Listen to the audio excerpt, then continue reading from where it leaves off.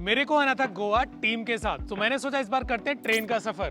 तो मैंने सारी डिटेल्स फिल करी, पेमेंट करी, लेकिन एक टेक्निकल ग्लिच की वजह से पेमेंट फेल्ड हो गई और मेरी ट्रेन टिकट्स नहीं हो पाई। आपके साथ ऐसा ना हो उसके लिए आप यूज कर सकते हैं IRCTC का बुक नाउ पे लेटर फीचर। तो इसके लिए सबसे पहले आपको IRCTC की वेबसाइट पर लॉग इन करना है, उसके बाद सारे ट्रेवलर्स की डिटेल फिल करनी है, देन उसके बाद आपको पे लेटर वाले ऑप्शन को चूज करना है और OTP से अपने आप को वेरीफाई करके टिकट बुक कर लेनी है। एंड आप इसकी पेमेंट 15 दिन के अंदर कभी भी कर सकते हो। सो मैं तो आ गया टीम के साथ गोवा फ्लाइट से, लेकिन अगर आपका कोई फ्रेंड है जो रेगुलर ट्रेन में ट्रेवल करता है तो ये वीडियो उसके साथ